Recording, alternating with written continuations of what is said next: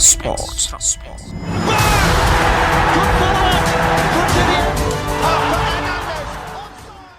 ተሓፂር ዜና ልምንጋር ለኣክል ከምነ ዴቪድ ኦርኔስተን ፋብሪዞ ሮማኖ ዘውግዕዎ ዘለው ናይ ማንቸስተር ዩናይትድ ኢንጂን ሩም ልበሃል ማለት እውን ናይ ማእኸል ብዙሕ ግዜ ኢንጂን ሩም ተባሂሉ ይፅዋዕ እሞ መሰረታዊ ቁልፍ ናይቲ ጋንታ እዩ ሕዚ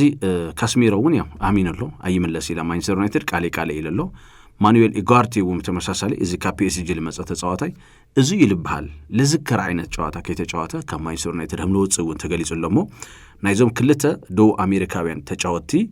መተካእታ ድማ ክልተ ተጻወቲ ከም ዝተረኸቡ እንዳተወግዐ ዝረከብ መን እዮም እዩ ክሳብ ሕዚ ሚስጥር ኮይኑ ዝረከብ ቶናሊ ድዩ ብሩኖ ጉማሬስ ድዩ መን እዩ ኢሌት ኣንደርሰን ድዩ ኣደም ዋርተን ድዩ ያው ዛጊድ ምዞም ተጫወቲ እዚኦም እዩ ማንቸስተር ዩናይትድ ስሙልት ኣሳሰርሞ መን እዮም ቶም ክልተ ተጫወቲ ተረኺቦም ዝብል ኣብ ቀጻሊ እናበረኸ ነገራት እናፍታሕታሕና ድማ ክንኸይድ ኢና ማለት እዩ ኣርሰናል ያው ለደገፍቶም ለኹርዕ ውፅኢት ተመዝጊቦም ኣለው ክበሃል ይከኣል እዩ ሕዚ ብምንቅስቃስ ደረጃ እቲ ጋንታ ዓበይቲ ዕድላት ኣብ ምፍጣር ፀገም ከም ዘለዎ ተመሳሳሊ ድማ ትጥንካርኡ ድማ ጋንታታት ኣብ ልዕሊኡ ብዙሕ ዓበይቲ ሓደጋታት ከይፈጠሩ ተስዓደ ቃል ክውዳእ ድማ ልገብር ጋንታ እዩ ሞ ኣብ ፕሪምየር ሊግ እንግሊዝ ብዙሕ ፈተነ ለይፍተኑ ዓይነት ጋንታ እውን ኣርሰናል ብማእኸላይ 2.3 እዩ ዝፍተኑ እዚ ዝወሓደ ቁፅሪ ናይ ፕሪምየር ሊግ እንግሊዝ ናይ ዝዓመት እዩ ካልኦት ጋንታታት ምናልባት እውን ካብ ኣርሰናል ዝሓሸ ቁፅሪ ዝበሃል ኣብ ሓደ 90 ደቂቃስ 2.9 ፈተነ ዝፍተኑ ጋንታ እዩ ስለዚ ኣርሰናል ዝሓሸ እዩ ማለት እዩ ወንድሮ ድሕሪ ተጻዋታ ቶም መሰረታዊ ጥንካረን ድኽመታትና ኣርሰናል ከልዕልተሎ ክሪኤቲቪቲ ይጎድልሎ ኣርሰናል ይለልዒሉ ነይሩ ኦዲጋርድ እውን ተቐይሩ ክወፅር ይኽሞ ይኹም ትማሊ ናይ ንማድዌኬ ክሪኤቲቪቲ እውን ኣብዚ ተዝበሃል ኣይኾነ ብተመሳሳሊ ድማ ቪክቶር ኪዮክሮስ እውን ዓበይቲ ሓደጋታት ኣብ ምፍጣር እውን የለን ሰርቪስ ልደሊ ዓይነት ተጫዋት ምስቲ ምዃኑ እውን ኣብ ግምት ክትኣቲ ትኽእል ኢኻ 0-0 ግን ሕማቕ ኮይኑ እውን ውፅኢት ከምፅእ ይኽእል እዩ ሕማቕ ለከራክሪ ጉዳይ እቲ ናይ ትማሊ ምክንያቱ ብቁፅርታት ደረጃ ተሪኻ ብፖሴሽን ዳሕና እዩ ግን ህንዱ ለኣክል ፖሰስ ገይሩ ህንዱ ለኣክል ተቆፃፂሩ ሃመ እዩ ብዙሕ ዕድላት ድማ ለይፈጠረ ልብል ምጉት ክልዓል ይኽእል እዩ 0-0 ግን ኣርሰናል ትናይ ትማሊ ጨዋታ ድማ ያው ሓደ ልባዶ ብዝኾነ ውፅኢት ኣብ መወዳእታ ደቂቃ ድማ ከሃቨርትስ ካብኡ ድማ ማርቲኔሊ እዚኦም ተቐይሮም ለኣት ተጫወቲ ኣብ ኣርሰናል ፅዕንቶ እናፈጠሩ እዮም ዝረከቡ ሞ ለቲ ናይ ካልኣይ እግሪ ብፍላይ ድማ ኣብ ኤምሬትስ ልካየድ ጨዋታ ስለዝኾነ በቃ ልተወዳኢ ልመስል ትመንፈስ ላይክ ናይ ማድሪድን ናይ ባየር ሙኒክን ተሪኢኻ ብሂወት ኣለና ነወልዮም ተጫወቲ ሪያል ማድሪድ ወራስ ላብ ኣርሰናል ትመፅእ ተለኻ ግን ዝኾነ ትሚሽኖም ኣብ ሊዝበን ላሳኹዑ እዮም ልመስሉ ምክንያቱ ኣብ ሜዳኦም ኣይ ቲንክ ብዙሕ ልድፋር ጋንታ እውን ስለለይኾነ ሞ ብርግፅ ኩዕሾ እዩ ብዙሕ ነገራት ክነውጋዕ ንኽእል እዩ ትማሊ ንኣብነት ማን ኦፍ ዘ ማች ዝተባሃለ ዴቪድ ራያ እዩ ሓላዊ ልዳትኻ ቤስት ክበሃል ተሎ ኣፀጋሚ እዩ ብርግፅ ሓላዊ ልዳትኻስ ናይቲ ጨዋታ ብሉፅ ክበሃል ተሎ ኣይ ዶንት ቲንክ ሶ ኣሰልጠንቲ ልፈትይዎ ይመስለኒ ምክንያቱም ብሉፅ ከብሎ ልኽእል ሓደጋታት ስለለድሕነ እዩ ትጋንታኻ ድማ ከንጠብጥብ ስለልጀመረ እዩ ግን ትልገርም ጠንካራ ምክልኻል ሃም ለለዎ ኮይኑ ዝጋንታ እዚ ኣብ ልዕሊኡ ድማ ጠንካራ ዝኾነ ሓላዊ ልዳት ክውን እንተሎ ዋው ለብል እዩ ኣብ ፕሪምየር ሊግ 15 ኣብ 15 ጨዋታ ጎል ከይተመዝገቦ ክሳብ ሕዚ ድማ ትሬከርድ ሒዝሎ ኣብ ቻምፒየንስ ሊግ ኣውሮፓ ኣብ 7 ጨዋታ ድማ ክሊንሺት ምሕላ እዩ ክልቲኦም ደሚርካ ድማ ኣብ ዓለምና ዘይትረኽቦ ዓይነት ሪከርድ እዩ ማለት እዩ ስለዚ ትማሊ ናይ ሓለውቲ ልደት ምሸት ነይሩ ክበሃል ይከኣል ብወገን ኣርሰናል ብፍላይ ዴቪድ ራያ ዝገብረሎ ምንቅስቃስ ግን ብጣዕሚ ዝገርም እዩ ሚኬል ኣርቴታ እውን እዚ ሓላዊ ልዳት ዝናትና ምዃኑ ዕድለኛታት ኢና ዝብል ምላሽ እዩ ዘሎ ማለት እዩ እዚ ግብል ተለኹ ግን ስፖርቲንግ ሊዝበን ተጫዋታ ተዓዊቶም ልሙፃእ ብርክት ዝበሉ ፈተነታት ኣካይዶም ከይተሳኻዐሎም ምትራፉ እዩ ተዓብዪ ነገር ካብዚ ብተረፈ ግን ቀጻሊ ተኻልኣይ እግሪ ሓደ ልባዶ ስለልተወድአ ብሃንቀውታ ክንፅበዮ ድማ ልገብር እዩ ላፍቲ ናይ ቤርናቦ ጨዋታ ክንሰግር እሞ ሃምቲ ትማሊ እውን ዝገለፅናዮ 1 ቢልዮን ለኣክል ወፃእ ተገይሩሉ ብደንብል ተዓራረየ ስቴድየም እዩ ካብኡ ተወሳኺ ድማ ለዓይኑ እውን ማራኺ እዩ ቅድሚ እቲ ጨዋታ ድማ ቪንሰንት ካምፓኒ ኪሚች ድማ ተገሪሞም ይርእይዎ ነይሮም ኣሊያንዝ አሬና ለመሰለ ቅድሚ ንዞም ማለት ቅድሚ ቤርናቡ ሃምዝ ሕድሳት ምርካቡ ቅድሚ ናይ ቶተንሃም ስቴዲየም ምህናጹ አሊያንዝ አሬና ዓለም ለደመመ ስቴዲየም ተሃኒጹ ነይሩ እዩ ኩሉ ግዜ ያው ተሐድሽ ልመጽ ድማ ሰባት ሞር አው ድማ ትኩረት ንገብርና ሞ 0-0 ግን ትድባው ይፍለ ነይሩ በቃ ማለት ቻምፒየንስ ሊግ ማለት ኩሉ ግዜ ተአታችመንቱ ምስ ሪያል ማድሪድ ለምንታይ ham ልተአሳሰር ራናዮ በቃ ቶም ሰርሑ ኖሩ ቲፎታት ስቴዲየም ድማ በቃ ግጥም ይሉ መሊኡ መንባሩ ዝክትር ተለኻ እንደይ ናይ ግምታም ተዋት ጨዋታ ድማ ይረደናዩ ትማሊ ያው ቅድሚ ጨዋታ ለኖሩት እንተንተታ ለልና ብዙሕ ነገር ዲስከስ ገናይና ምጽግሽ ድሕሪ 2012 ድማ ንፈለማ ግዜ እዮም ማድሪዳውያን አሚዶም በባየር ሙኒክ ሰዓሩ ያው 40 ዓመቱ ላይ መለ አሰልጣኒ አለዎም ባየር ሙኒክ ቪንሰንት ካምፓኒ ብርግጽ ኔክስት ወርሒ መበል 40 ዓመቱ ክመልዩ ልዕሊ ቪንሰንት ካምፓኒ ብዕድመ ዛዓበየ ድማ ተጫዋተሎ ባየር ሙኒክ ማኑኤል ኒውየር ወደ 40 ዓመት እሱ ለሰርሑ ተጋደሎውን ብልተወሰነ መንገዱ ከናልዕሊና ባዕሉ አርቤልዋውን 43 ዓመትን 3 ወርሕን ገይረሎ አርቴታውን ኣብዚ ሊስት ለአቲ መስለኒ 44 ዓመትን ሓደ ወርሕና ሕሊፉሎ ስለዚ ሓደ ወርሕ ቅድሚ ሓደ ወርሕ ድማ እዩ በርዝደ ይኽዊርሞ ቶም መናእሰይ አሰልጠንቲ ዓለም ክቆጻጸርሉ ኾሉ አይ ዶንት ኖ ናይ አርቤልዋ ግን ናይ ቪንሰንት ካምፓኒን ሚኬል አርቴታን ክዘረበሉ ይኽእል እዩ ኔግሊስማን እውን ያው ካብ ሃገራዊ ጋንታ ጀርመን ድሕር ዳ መዚዝና ነምጽ ኮይና ማለት እዩ ስለዚ ትማሊ ቶም ቤስት ልበሃል ተጫዋቲ ኣብ ሜዳ ኣትዮም ሪና ኢና አርዳ ጉለርት ማእኸል መስመር ናይ ሪያል ማድሪድ እናመርሐ ድማ መጽኡ ነይሩ እዩ ስለዚ ምስ ማንቸስተር ሲቲ ሪና ነርና ኢና ቫልቨርዴ ወም ተመሳሳሊ ቲሙ ድማ በሐለቅነት ሒዙ ኣትዩ ግን ልተገመቱ ነገራት ድማ ኣብ ሜዳ መርአይና በጣም ይልገርም ተሐያል ናይ ካውንተር አታክ ጋንታ ሪያል ማድሪድ በተለይ በኪሊያን ምባፔን በቪኒሲየስ ጁኒየርን ልፈጥሮም ሓደጋታት በጣም ከበጥ ምዃኖም ሪና ኢና ሚኒክ ስለልኾነ እምበይ ኣብ ካልኦት ጋንታታት ዓይነት ሓደጋ ከዝንብሃም ንኽእል ድማ ሪና ኢና ባዕሉ ቪንሰንት ካምፓኒ ሁን ለቲ በጣም ሓያል ቨርዥን ናይ ማድሪድ ኢና ንዘጋጀለና በማየርካል ተስዓረ ማድሪድ ኣሎ ነጥብ ለንጠብጥ ማድሪድ ኣሎ እሱ ይኹናይ ኣብ ቻምፒየንስ ሊግ አውሮፓ መልክዑ ልቅይር መንፈሱ ልቅይር ስቴዲየም እንደገና ሞመንተም ልቅይር ልሰርቀካ ሪያል ማድሪድ ኣሎ ንዑይና ተዳሊና ኢሉ ድማ ገሊጹ እዩና ቶም ልተጸበናዮም ተጫወቲ ለኣብነት ማይክል ኦሊሴ ተጸቢና አይና ስለ ማይክል ኦሊሴ ኣብዛ ዓመት ዘለዎ ቁጽርታት ጎል አሲስት ልገርሙ ቁጽርታት ኣለዎ ስለ ሉዊስ ዲያዝ በተመሳሳለ ድማ ኣብዛ ዓመት እዚ ብቦትኡ ድማ ቤስት ካብዞም ልበሃል ተጫዋት ሓደ ኢልና ኣለና በተመሳሳለ እንደገና 100 ጎልካ ማለት ቪንሰንት ካምፓኒ ካብ ልመጽስ ሓደ 100 ጎል ልመጽሕ ሃም ሃሪኬን ፈጣን ተጫዋት የለ ኣብ ዓለም ወላ ክርስቲያኖ ሮናልዶ አይገወረይ ወላ ኤርሊንግ ሃላንድ አይገወረይ ስለዚህ ትልተጸበናዩ ነገር ምርካብና በጣም ይገርምና አነስ ማሊ ጸግሽውን 3-2 ባየር ሙኒክ ኢሉ ነይሩ መخلተ ለሓደ ተወዲው አይ ቲንክ 3-2 ክብልውን አነ ያገዲዶ ይምበይ ብጎል ተዓጀበ ጨዋታ አምልኾን ግን ኤክስፔክት ገርና ነርና ኢና እሱ መርአይና በጣም ለስልብል ይመስለኒ ካው ናይ ሉዊስ ዲያዝ ካብ ሊቨርፑል ለባየር ሙኒክ ልተገበረ መሸጣ ለጣዕስ አይነት ምዃኑ ድማ ብግልጽ ዝውን ተራየሎ በ65 ሚሊዮን ፓውንድ ድማ ሸይጦም ፍሎሪያን ቪርትዝ ድማ ፍቱ ቦታ አምጽዮም ጋክፖውን ፍቱ ቦታ የትይወያ hamnato አይነት ጻመ ፍጥነት ቴክኒክ ጎል አሲስት ድማ ለይውሉ ምዃኑት ናይ ሊቨርፑል ቦታ ድማ እስኪ ለው ማዕንቱን ክንረይና ብርግጽ ስለዚህ ውሳኔ ትክክል ምንኳኑ በቃ በደንብ እና ጣዓም ወዘለሁ ይሉ ድማ ድሕርቲ ጨዋታውን ሉዊስ ዲያዝ ገሊጹ እዩ ካብ ሓደ ጎል ንላዕል ድማ ከመዝገበሉ ልኽእል ዕድላት ድማ ነይርዎ ኢትማሊ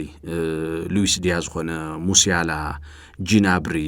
አፓመካኖ በይኑ ልስሓቶ እዚኦም ኩሎም ለውግዑም ለኹ ግልጺ ናይ ጎል ዕድላት የለውገ ለኹ ክብራ ሰማዕትና ቦገን ሪያል ማድሪድ እውን ክሳብ 9 ለኾኑ ፈተነታት እውን ተኻይዶም እዮም ናይ ቪኒሲየስ በተመሳሳል ድማ ናይ ኪሊያን ምባፔ ለጎል ለቀረቡ ዓበይቲ ዕድላት በተለይ ኪሊያን ምባፔ ክስሕቶም ለይኽእሉ ዓይነት አጋጣምታት ድማ ሪና ኢና ኢቭን ማኑኤል ኒውየር ኩዕሶ ከይነኸ ቦታ ማለት ለኪሊያን ምባፔ አጨኒቁ ጎል ከየመዝገብ ለጎረሉ መንገዲ ናይ ተዕለት ኮሜንታተራት ቃላት እዮም ሲኖም ሁሉ ነይሮም ኣብ 40 ዓመቱ ሃምዛ ዓይነት ሪፍሌክስ በጣም ይልገርም በዚ ጀርመናው እዚ ኩሉ ሻዕና ደመመና ይርከውና ትማልታይልና ነርና ሪያል ማድሪድ ኮርቷ ለይማሐዞም አምናይ ሁሉ ጊዜ ኮነ ይሁሉ ይልናይና ተገደደ ኣብ ጌም ከጽንሖም ልኽእል ኣጋጣምታት ክፈጥረሎም ይኽእል ነይሩ ተገደደ ማለት እዩ ናይ ሉዊስ ዲያዝ ድዩ ናይ ሃሪ ኬን ድዩ ኣይነኒ ከድሕነን I don't know just ግን ልበለጽ ዓይነት ማለት ቴሪቶሪ ትግዛቱ ከኽብረሉ ልኽእል ዕድል ምተረኸበ ይልብላና ምክንያቱ ኣብ ሓደ ናይ ቻምፒየንስ ሊግ ፍጻመ 9 ሴቭ ልገበረ ብሉጽ ሓላው ልዳት ኩሉ ግዜ ድማ ኣብ ናይ ባላንዶር ሾርት ሊስት ለይስኣን ሓላው ልዳት እዮም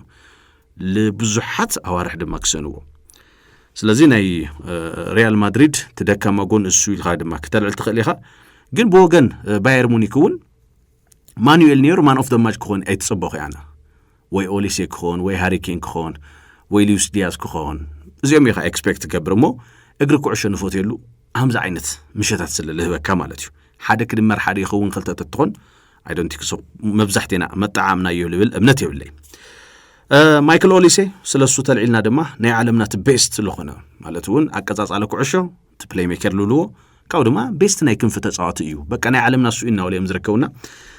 ቅድሚ ላብ ስቱዲዮ መታይና ድማ ኣብ ፌስቡክ አድራሻ ኣብዚ ማለት ከረንት ፎርም መሰረት ብምግባር ኣይናይ ተጫዋቲኩም ተድንቁ ኢለ ድማ ሓቲተን ኤራ ሚካኤል ኦሊሴ ወይስ ላሚን ያማል በከረንትሊ ፎርም ልብል ድማ ብርክት ልወልኩም ሰማዕትና ተሳቲፍኩም ይኹምና ለምስተታፍኩም ካብ ልቢ ለመስግን ፈለማ ማንቸስተራዊ ዩናይትድ ካብቶም ጽቡቅ ሪቶታት ለው ናይ ፌስቡክ ሰዓብትና ድማ ሓደ እዩ ብጣዕሚ ፍሉጥ ዝኾነን ንጽጽር እዩ ብጣዕሚ ፍሉጥ ዝኾነን ንጽጽር እዩ ኦሊሴ ማለት ሳይንስ እዩ ኩሉ ምንቅስቃሱ ብጥንቃቐ ዝተለክዕን ውጽኢታውን ማለት እውን ኤፊሽንት እዩ ይብል ያማል ግን ተኣምር እዩ ኣብ ሜዳ ዘርእዮ ነገር ካብ ተፈጥሮኣዊ ስምዒት ዝምንጭው እዩ ይብል በሓጺሩ ኦሊሴ ንጋንታ ቅርጺ ወይ ድማ ስትራክቸር ይህብ ያማል ግን ተኣምር ማጂክ ይፈጥር ኦሊሴ ሕዚ ዝበሰለ ፍረ እዩ ያማል ግን ታሪክ ክቅይር ዝመጸ ተኣምር ይብል አራል ማንቸስተራዊ ዩናይትድ ልብል አገላልጾ ደሳይብል ክብራ ሰማዕትና እናአተኩም ድማ ውሽጢ ሐሳብ ክትው ብዛጋጣም ዚ ክገልጽ ይፈቲ ለአብነታውዚ ኪሮስ አሰፋ ልበሃል ሐሪፍ አገላልጽ አይሉ ድማ ክሬዲት ይወሎ ሐምዝ ክልመ ደለው ብዛጋጣም ዚ በተመሳሳሊ ኤቢ ልብል ድማ አጆጆው ይዱ ለዚ ዝቁሉ ለዘርዘሩ ሐሳብ ድማ ሃሙ አይነት ምላሽ ይወሎ ሰሚር ጀማል ድማ ሐሪፍ መልስ እዩ ይሉ ድማ እሱውን ካውንተር ይወሎ ፒተር ከሰተ ልበሃል ያማል ኢዝ ሞር ዳይሬክት ዛን ኦሊሴ ይብል yes ብዙሓት በዚ ይስማሙ እዮም ያማል በቃ ለሐዞ ኩዕሶ ሒዙ ድማ ግጥመን ክገጥመ ካን ለቅድሚትዩ ኦሊሴ ያው ለኾነ ለብሰልስሎ ነገር hamለሎ ድማ ፍሉጥ እዩ አማኑኤል ገብረ ኢየሱስ ዝባሃል ዘለዎም ናይ ዳታ እዩ ኦኬ ዘለዎም ዳታ እዩ ልምስክር ንሱ ድማ ኦሊሴ 17 እዩ ዝብል ሐሳብ አሎ ቶም ዳታታት ሓደ ግዜ ግን ልጎን ነገር ይፍና ታሜዳ ንሪኦ ነገራት ስምዒቶም ከተንጸባርቁ እዩ ክብራ ሰማዕትና ተሕቶ ለቕሮ ለኹ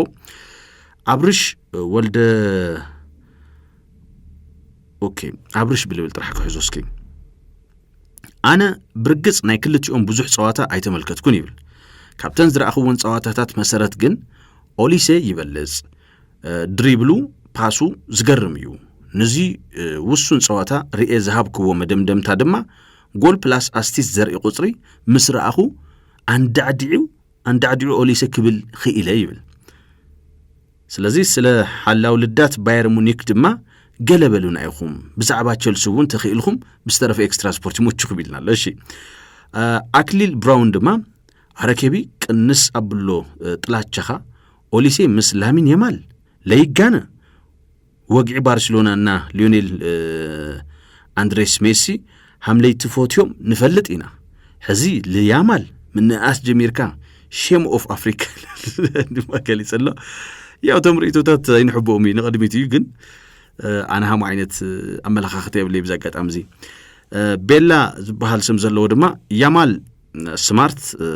በተመሳሳል ድማ ታለንትድ እዩ 100% ይልናሎ ህይወት አረጋዊ ስታቲስቲክስ ትብሉ ሰባት ግን ይገርም እዩ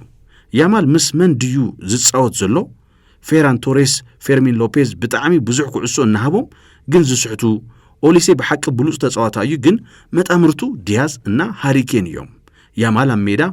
ዝገብሮ ትራቬላ ኳዓሳሱ ኦሊሴ አይገብሮን ያማል the best ልብል ድማ አለውዚ حمزة عينات ننو علىكم رئيتوتات opinion شير كتقوري كبرى سمعتنا داني لبهال دما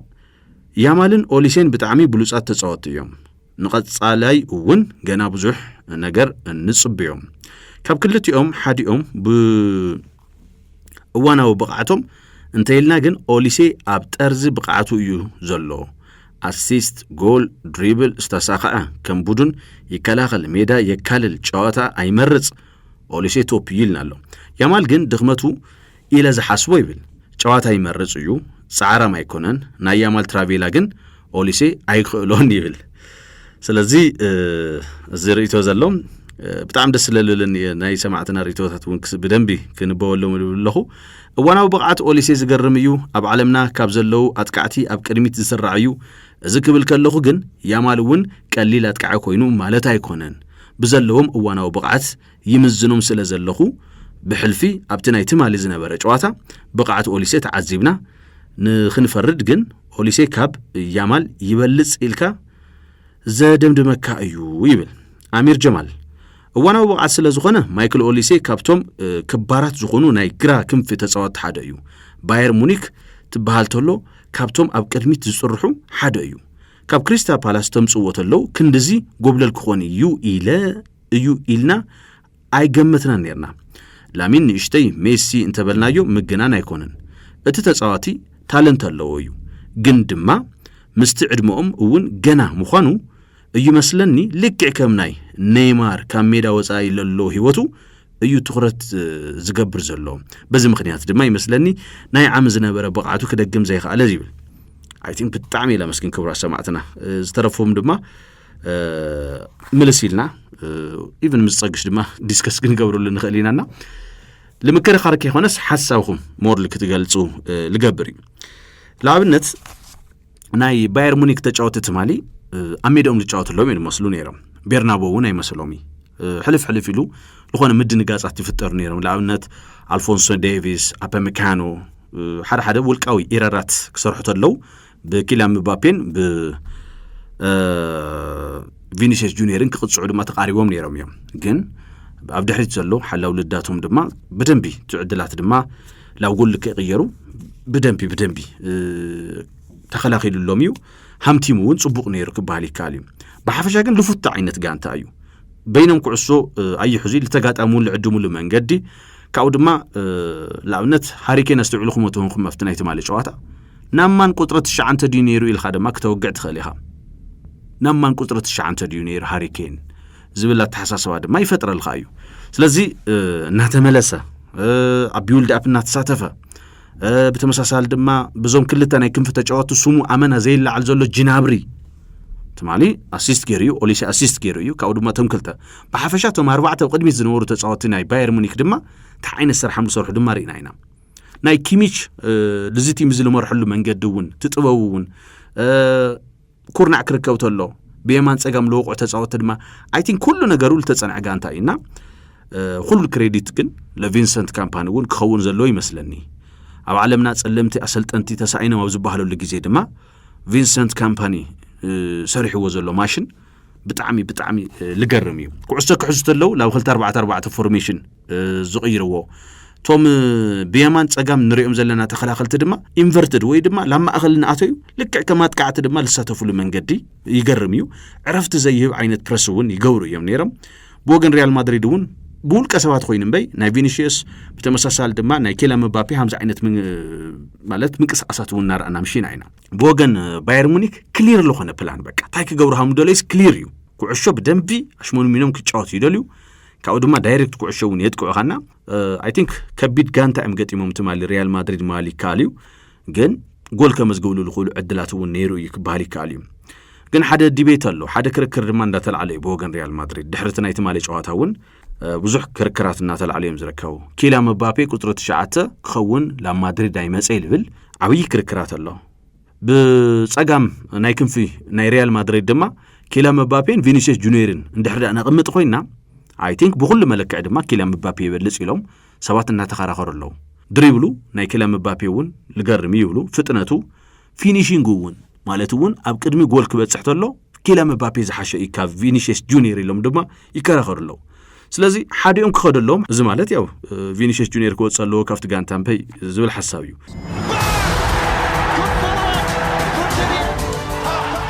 ናይ ትማሊ ናይ ባየር ሙኒክ ዓወት ምናልባት ኣብዚ ዓመት እዚ ድሕሪ ኣርሰናል ድማ ፋቮራይት ልባሃል እዚ ጽዋዕ እዚ ልሙሳድ ባየር ሙኒክ እሞ እዚ ሲዝን እዚ ጥራሕ ተሪኢና ሃሪኬን ኣብ 53 ናይ ጎል ኣስተዋጽኦ ድማ ተሳትፎ ኣለዎ ካብ 41 ጨዋታ ኦሊሴ ካብ 41 ጨዋታ 40 ድማ ናይ ጎል ኣስተዋጽኦ ኣለዎ ሉዊስ ዲያዝ ድማ ካብ 40 ጎል ካብ 40 ጨዋታ ድማ ናይ 38 ጎል ኣስተዋጽኦ ኣለዎ እሞ ትማሊ እውን አይ ቲንክ ብግልጽ ዝረኣና ይመስለኒ ናይ ቪንሰንት ካምፓኒ ለዚ ጨዋታ ዝል ተዳልየሉ መንገዲ ኣቕልል ኣቢሉ ሃመይ ሃም ነቕረቦ ድማ ክገልጸልኩም ክብራት ሰማዕትና ሓደ ኩርዓት እዩ ልስምዕኒ ኣብዚ ስቴዲየም እዚ መግለጺና ዝኾነ ስታይል ድማ ተኸቲልና ምጽዋትና በቃ ተጋጣሚና መን ይኹን መን ንጽዋቱ ዝደለና ጽዋታ ምጽዋትና ግን ብጣዕሚ ደስ ይልኒ ኩርዓት ይስምዕኒ ይደሎ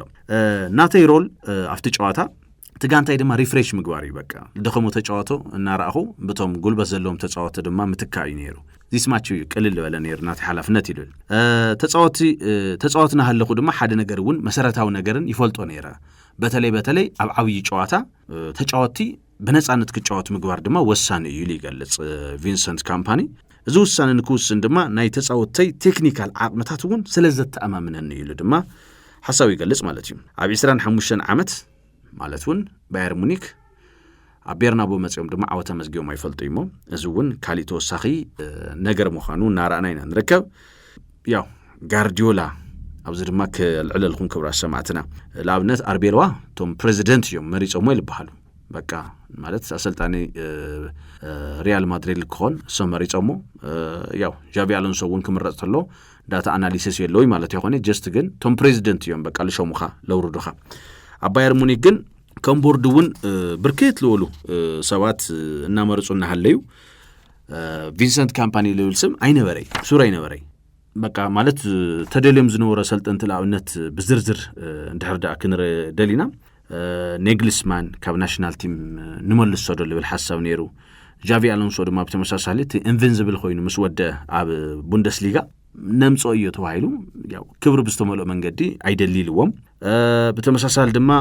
ሕዝናይ ክሪስታል ፓላስ አሰልጣን ለኾኑ ኦሊቨር ግላስነር እውን ተሓቲቶም ሰሙን አይንደሊሎም በቃ በሐፈሻ ኩሉ ጽቡቅ ሲቪ አለው ልባህላ አሰልጣኒ ፕሩቭን ለኾኑ ተፈቲኖም ለሐለፉ ትራክ ሪከርዶም ሓሪፍ ለኾኑ ብሁሉም አሰልጣንቲ ተሓቲቶም እንብለይሎም ምክንያቱ ኔግልስማን ምሳባረሩ ባየር ሙኒክ ቶማስ ቱኸል እዮም ቆጺሮም ቶማስ ቱኸል ድማ በተመሳሳሊ ካብ 2011 በቃ ንፈለማ ጊዜ ማለት እዩ ኣብቲ 7 ዓመት ኢንቪንዚብል ክኾን ተሎ ሊቨርኩሰን ሳልሳይ ደረጃ ይወጽ ባየር ሙኒክ ምንም ጽዋዕ ከይወሰደ ይወጽ ምክንያቱ ኩሉ ዝነበረ ጽዋዕ ድማ ሕተ ጠቢል ለወሰደ ሊቨርኩሰን ነይሩ ኣብ ዩሮፓ ሊግ ድማ በአትላንታ ሃም ተስዓረ ንፈልጥና እንደውም ምስ ከባቢ 8 ለኾነ ሰልጠንት ልሰርሐ ኪሚች ለመጀመሪያ ጊዜ ብዛዕባ ጋንቱ ኣብ ውሽጢ 10 ዓመት ጻንሒቱ ብዛዕባ ሕመቕ ናይ ጋንቱ ድማ ኣብ ኣደባባይ ወጽኢል ተዛረበሉ እዩ ናይ ቶማስ ቱኸል ነበረ ማለት እዩ ታይልማዋል ደለየ ቪንሰንት ካምፓኒ እዚ ጋንታዚስ ካብ ሕማቅ ልባሃል ደረጃ ላውዝ ደረጃ ham ልቀይሮ ድማ ክንፈልጥ ምንታይ ለየ ኣርባዕተ ቋንቋታት አቀላጢፉ ይዛረብ ቪንሰንት ካምፓኒ ካብ 32 ላሳለጦም ቶም ናይ መጀመሪያ ዓመቱ ናይ ቡንደስሊጋ ጨዋታ ድማ 2 ሰዓት ጥራሕ እዩ ገጢምዎ በተመሳሳሊ ድማ ልዕሊ 80 ነጥብ ብምእካብ ድማ ድሕሪ ፔፕ ጋርዲዮላ ተለሓሸ አሰልጣኒ ምዃኑ ድማ ተራእየሎም ባይዘው ሕዚ 100 ጸዋታ በጽሕሎ 100 ጸዋታ ካይድሎ 76 ድማ ዓወት ብምምዝጋብ ካብ ጋርዲዮላ ብሓንቲ ይልንስ ጋርዲዮላ ናይ መጀመሪያ 100 ጸዋቱ 77 ዓወት ድማ ኣመዝጊው ክልቲኦም 11 ስዕረት ድማ ኣተናጊዶም እዮም ጥራሕ ብምታዩ 11 ማዕረን 12 ማዕረ ድማ ናይ ጋርዲዮላ ምዃኑ እዩ ትዝበዝሐ ማለት እዩ ባየር ከም እንቆጥሩ ወኺሎም ዝብል ግን አይ ቲንክ ዓብይ ሕቶ እዩ ምክንያቱ አንደርሌክት ለይተወደአ ፕሮጀክት ነይሩ ወይልና ኢና ካብ ድማ ለበርንሌይ መጽኡ ካብ በርንሌይ ኣብ ቻምፒዮንሺፕ ጽቡቕ ምንቅስቃስ ገይሩ ላ ፕሪሚየር ሊግ ምስ መጸ በርንሌይ ኣብ ታሪኮም ድማ 24 ነጥብ ሒዞም ክወርዱ ልገበረ ተዛሓመቀ ሰልጣን እዩ ኣብ ታሪኮም ካብ ሚድያታት እንግሊዝ ድማ ብጣዕሚ ሕማቃት ለሓደ ሰብ ድማ ለቋሽሹ ተፈላለዩ ቃላት ተጠቂሞም ድማ ለቪንሰንት ካምፓኒ ብዙሕ ነገር ኢሎም ነይሮም እዮም ብኣሉታ ማለት እዩ ስለዚ ባየር ሙኒክ ካፍቶም ልነብሩዎም ሊስትታት ሃመ እዮም ደኣ ክመርጽዎ ኽኢሎም ጋንታ ለውረደ ባሃመ የተመሪጹ ክበሃል ተሎ ናይ ጋርዲዮላ እዩ ጋርዲዮላ ብፍላይ ስፖርቲንግ ዳይሬክተር ናይ ባየር ሙኒክ ማክስ ኢበል ላ ቦርድ ቅድሚ ማለት ናይ ቦርድ አኺባ ነይርዎም ታሒዝካ ኢኻ ተዋሂሎም ድማ ቅድሚ ምሕታቶም ለጋርዲዮላ ይደውልሉ ጋርዲዮላ ቪንሰንት ካምፓኒ ብርግጽ አለው እዩ ኣብ ሊስትና ሃመ እዩ ክብሎም ተሎ ቴኪንግ ብላይንድሊ ማለት ሃምዛ ዓይንኹም ከይሓሰኹም ተቀበልዎ ዝሰብዚ ለገርም ታለንት ለለዎ እዩ ብዙሕ ግዜ ክእለት ክበሃል ተሎ ለተጫወቲና ሞር ነዘም ብሎ ተሐሳብ ታለንትድ ኮች በቃ ዘይ ማለት ናይ አንደርሌክት አይትረዩ ትናይ በርንሌ አይትረዩ ትፕሮሰሱ ረዩ አውትካም ከሆነ ውጽኢት ከሆነስ ትፕሮሰሱ ረዩ ካው ድማ አነ ኣብ ናይ ማንቸስተር ሲቲ አሰልጣንና አለኹም ሓለቃ ጸዊዕ አዋጋዕያ ስለዚ ካፕቴን ነረሱ እዩ በተመሳሳል ድማ ምስተኸላኸልተይ እውን ሚቲንግ ህልየን ተሎ ትልህዎ አናሊሲስ ዋ ናይ ተጫወቲ ናይ ተኸላኸሊ ናይ ካፕቴን ጥራሕ ለይኾነስ ክሊፕ ቦርድ ላይ ሓዘ እምበይ አሰልጣኒ ልዛረቦም ዘረባታት ለወግዕን ነይሩ ስለዚ ለአየውን ኣብ ሲቲ እናሃለኹ ናይ ሜዳ አሰልጣኒ መሓዘይ ብጣዕሚ ይልጥቀም ነይረ ኢሉ ዝምላሽ ይወም ጋርዲዮላ በተመሳሳል ድማ ማክስ ኢበል ስለ ቪንሰንት ካምፓኒ ንቁጽሮ ልብል ድማ አፍቲ ቦርድ ናይ ባየር ሙኒክ አልዒሎም እዚ ሰብ ዝ ድማ ተቆፂሩ ማለት እዩ ስለዚ በርንሌይ 24 ነጥቢ ሒዙ ለውረደ ሰብ ታለንቱ ሪኦም ድማ ለዝናይ ሕዚ ባየር ሙኒክ አሰልጣን ልክኸውን ድማ ተገይሩሎሞ በጣም ልገርም እዩ ለአብነት ፊሊፕ ላሃም ትክላሪቲኡ ማለት ትሒዝዎ ልቀርብ አጫወታ ስልትስ ግልጽ እዩና እዚ ክድነቀለው ኢሉ ኣብ አደባባይ ወጽኡ ድማ አድናቆቱ ገሊጹሎ እዩ ጀማል ሙሲያላ ኣብቲ ናይ መጀመርያ ዓመት ናይ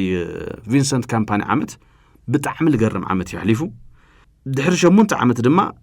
ዝወሓደ ጎል ክቁጽሮ ባየር ሙኒክ ገይሩ ማዓት ነገራት ክነልዕል ንኽእልና ለአብነት ብዛዕባ ማኔጅመንት ክልዓል ተሎ ናይ ቪንሰንት